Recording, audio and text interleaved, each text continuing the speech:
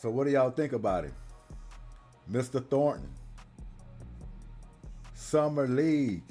Houston Rockets, Denver Nuggets. Mr. Thornton. Do you think Houston found their guard? Did they find their guard? Nice opener. Nice opener for Mr. Thornton. 27 points. 7 for 18 from the field. Just a stump, right? Thick as a log. Defender. Shooter. Hustler. I think he's going to be great. Great in the meaning of knowing his role. Make game-winning plays. I don't think he's going to be a superstar. But borderline all-star. I think if we get out of Thornton what everybody else got out of Boston Celtics, but he danced a little bit, what they got out of Marcus Smart, if Thornton can turn into a Marcus Smart for his career, I think that's a plus. I think Houston won that one. If that's the ceiling for him, Marcus Smart type of player, we can roll with that. But anything better than that, they ended up finding a jewel. So the Houston Rockets pulled it out against the Denver Nuggets. It was an easy flow game. That 27 points to me seemed like it was quiet. I mean, I didn't watch it from the beginning to the end, but I watched the majority of the ball game. And he had his little spot shots, playing hard nose on the ball, getting out, making some nice passes. So he's gonna be something. He's gonna be something. But we got a lot of other stuff in the news. Thornton's gonna be all right. Just keep tuning in on Summer League, keeping an eye on him. As you see on the board, Tim Hardaway Jr. Well, we're gonna get to that. What's in the news right now is this Bam Adebayo and Tyler Herro situation. I hated to hear about it. Two former Heat teammates having words. Got a little physical from what I heard. But did y'all hear what was said on social media by Tyler Herro? I saw that and I was like, yeah, you're going to get physical off of that one. Yeah, Buddy, Ryan, and Gilbright, that right hook is coming. That right hook is coming. I was surprised at Tyler Herro. I didn't think he felt that way about Bam. Las Vegas, where mostly all bouts are performed. It had to go down in Vegas. These two had their words. We're going to see what the league going to do about it. Hope no suspensions happen. Hope they just sweep this under the rug. Two former teammates hashing it out. I don't see nothing big about it. You don't want to see it as Heat Nation. But Tyler Herro is a Buck now. He's not in Miami anymore. You know, they're going to have their words, hash it out. Hey, there's games to be played next upcoming season. Take it out then.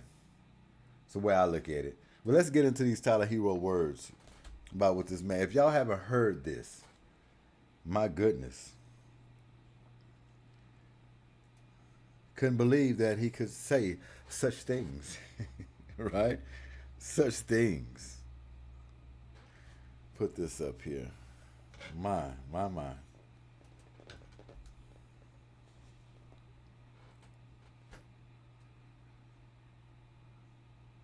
Asking if an elite defender should make that much, and claims opposing teams feared him more than Adebayo in the playoffs.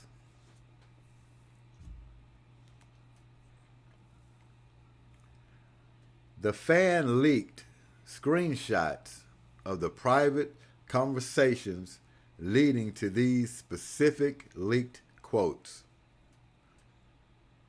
It's a MF making 60 million, but they worried about me and what I do.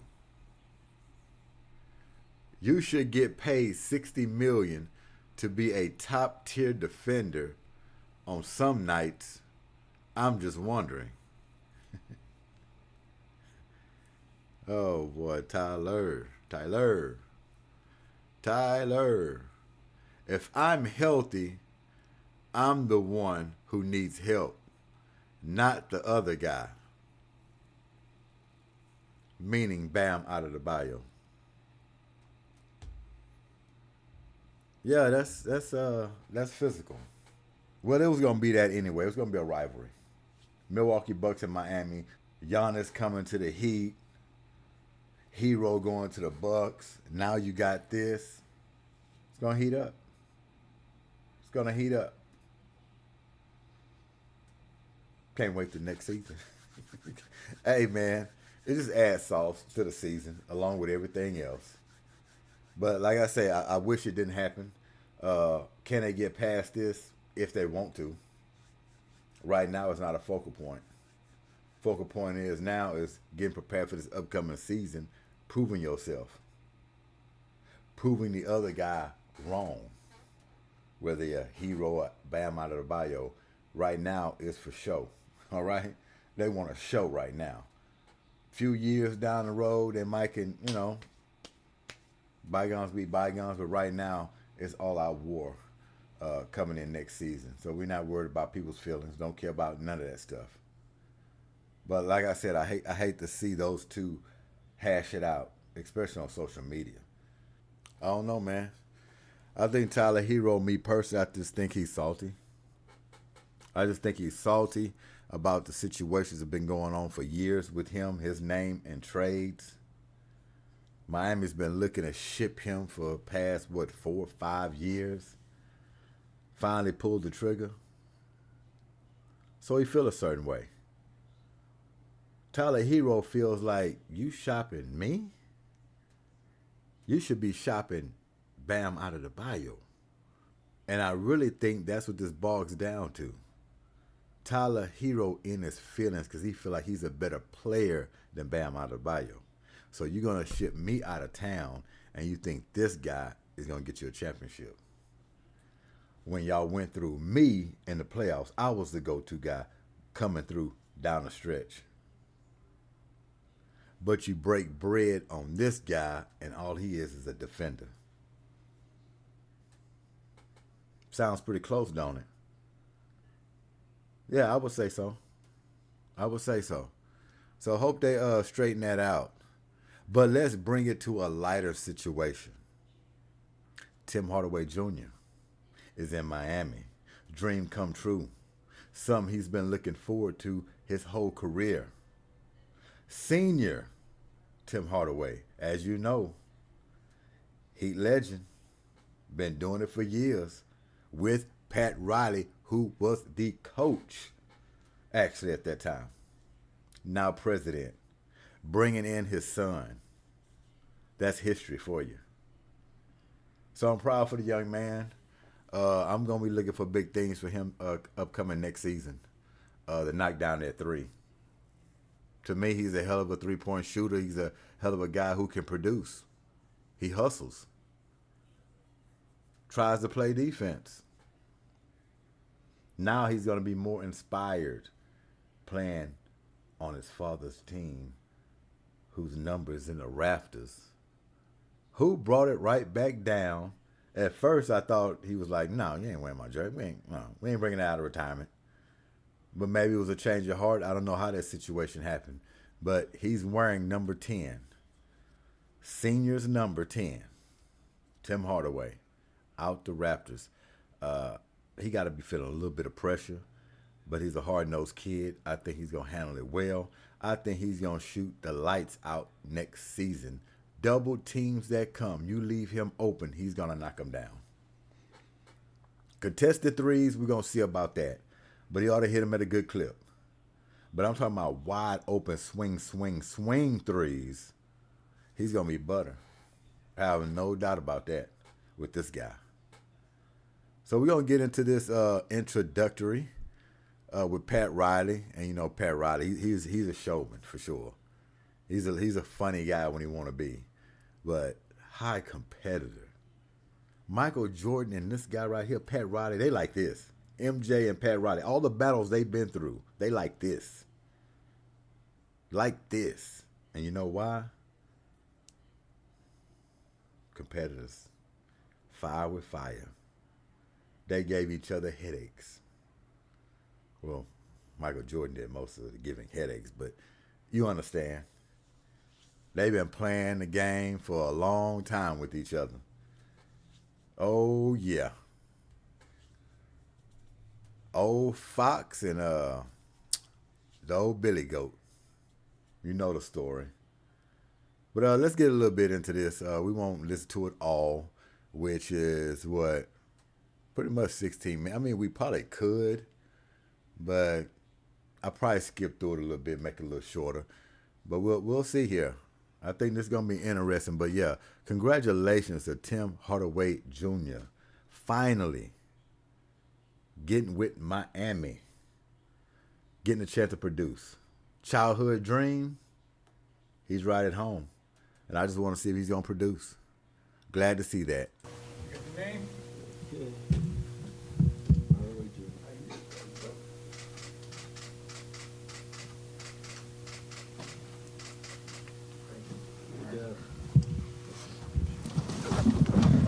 Hang on a second, Coach.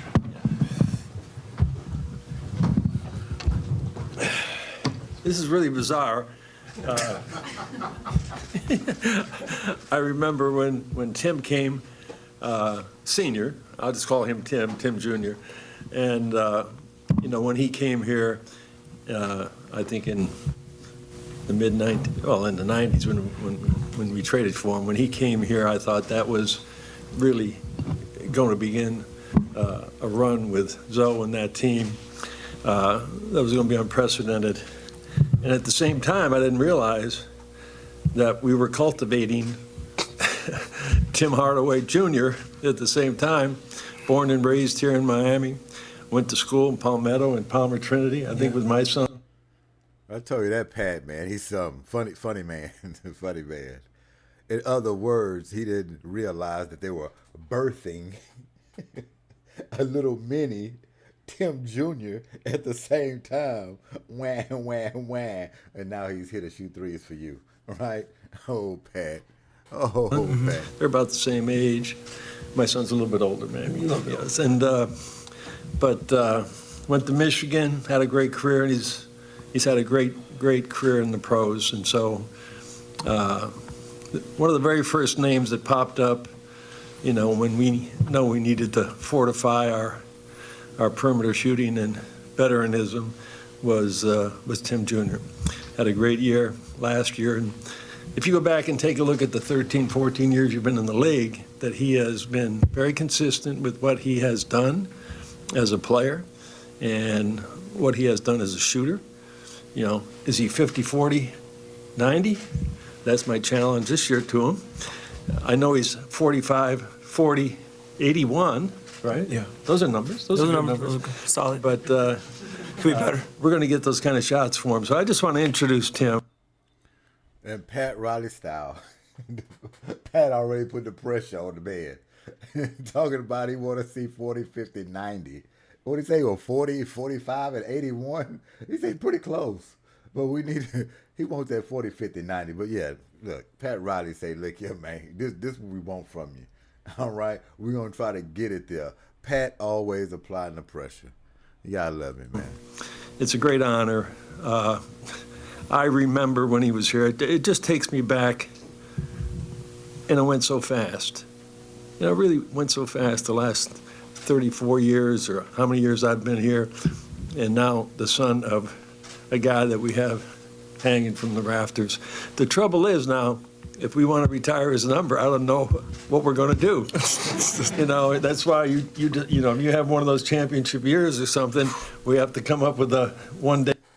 Pat, this man signed for a 1-year contract. This man talk about retiring his jersey, put him up in the rafters. Pat,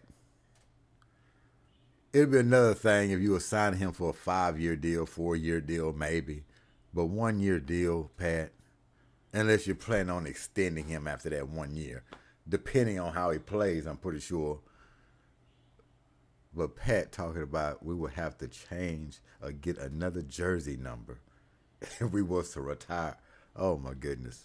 Number 11 or something. Yeah. I hear you. Hey, Tim. Tim Reynolds with the AP.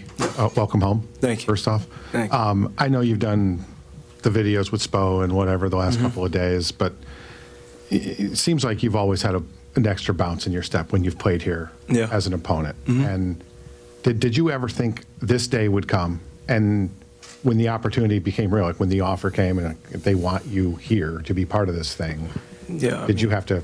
Can you sort of take us through what the mindset was and how much or how little you had to think about it? No, I mean, first and foremost, I'm happy to be here, happy to be home. It's definitely a surreal moment, not only for myself but for my family. Been dreaming about this for a long time, since the days of me driving in the passenger seat, going north on US 1, get on I-95, and getting off the exit. So it's definitely an honor to be a part of this Heat family once again, officially. And but yeah, it's always been a dream of mine. I mean, once the call came, I think it was kind of a no-brainer, the right fit, not only for this franchise, but for me personally, especially when you have two of the guys out there that definitely need spacing for them to go out there and operate and do what they do best. My job here, I feel like, is just to make their life easy, and that's to knock down shots. Tim, does it bring back some great memories of just being around this organization? When you were a kid, we used to see you around here with your dad. And also, if I can ask you, how did you convince Dad that you were going to wear the number 10? I knew that question was coming. Well, what was your first question again? Just you said it's surreal. Yeah, Does it bring back a lot of memories? Oh, yeah. I mean, yeah, just being here. I mean, memories. I mean, from the old arena, Miami Arena, down the street to this one, to when they had a stoppage in the. But I would really like to hear, how did he convince Dad to wear that number 10? Hope he gets a chance to answer it. I hope they go back to that. I would like to know that as well. Game when the electricity went out, when they first opened the arena, like, it's so many memories that I remember about this place, and thankfully everyone that's been working here is still here, which is awesome. They treated me with open arms, like I'm family, like I'm still am part of the family when I was a visitor, telling me stories every time I come through the opposite tunnel for our games. So it was very exciting, every time I came here to play in front of friends and family and loved ones. So to the number, which everybody wants to know, I'm just going to leave it at this. I think the first go-around, it was a personal decision. And I think the second go-around was a family decision. And I'm going to leave it at that. Hi, Tim. Zachary Weinberger from Clinton. That kind of left it open. I wonder what he meant by that. Personal decision and family decision.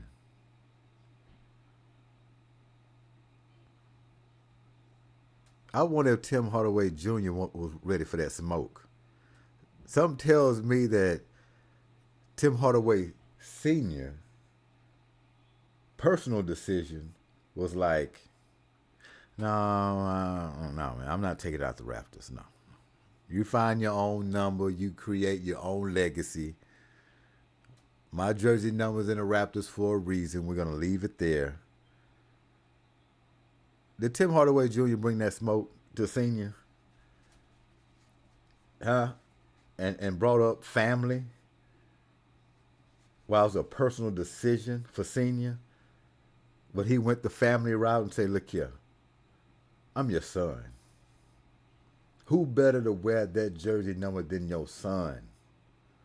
Pops, let me represent. Let me go out there and represent in this jersey number. Pop sat back. Probably opened him up a little bottle of scotch. Boop. Took him a sip, leaned back, folded his legs. He said, okay, Junior, you want it? You want it? You got it. But I want you to understand this. If you go out there and you stink up my legacy, this family legacy, by not getting that 40, 50, 90, like Pat was talking about, just like your contract says, only 1 year.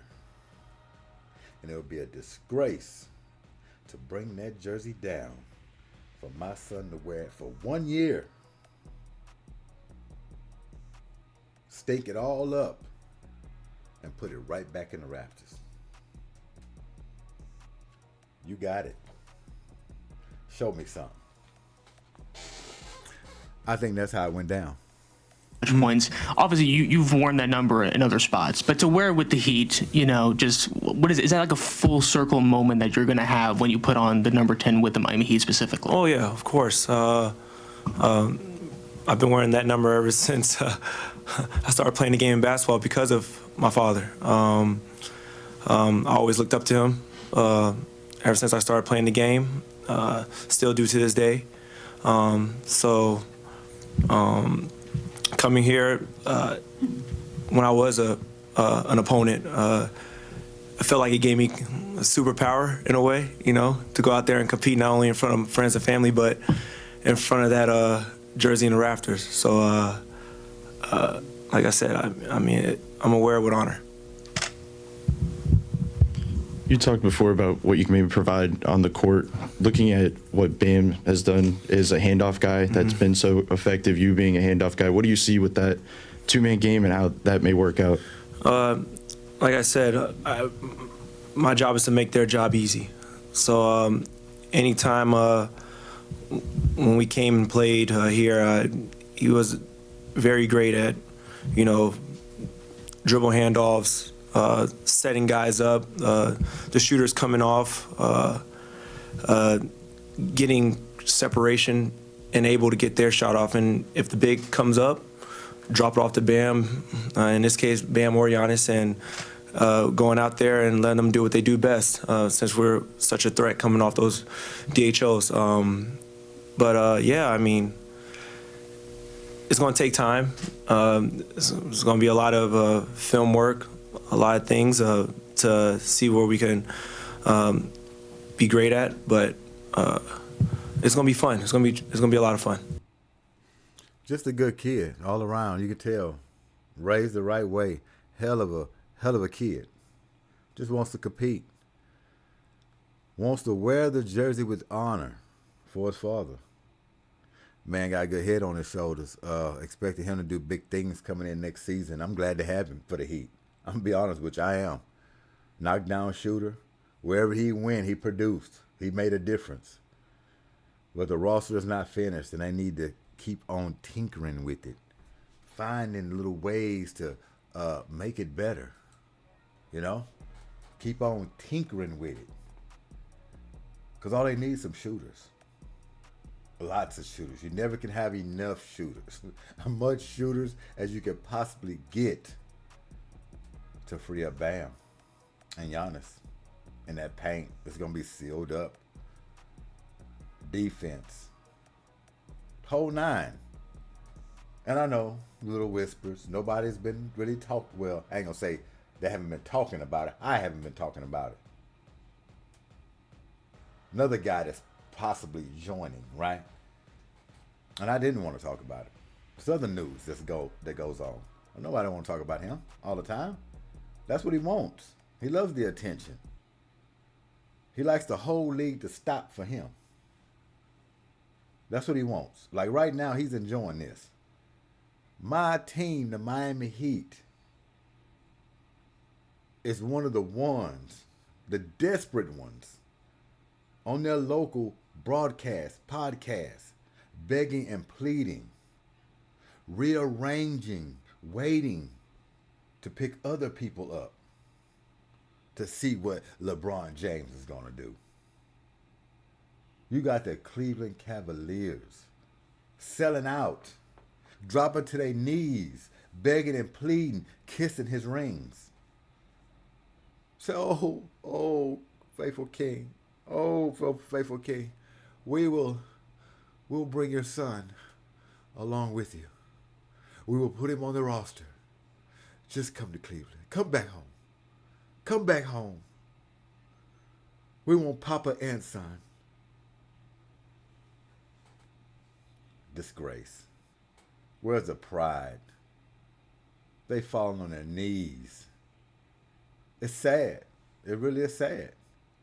And then you got the Heat on the broadcast. What we gonna do? We gotta hold this here. We can't make no move there until we find out what the king gonna do. Man, 41 years old. He's an added piece, just like any other role player you might pick up.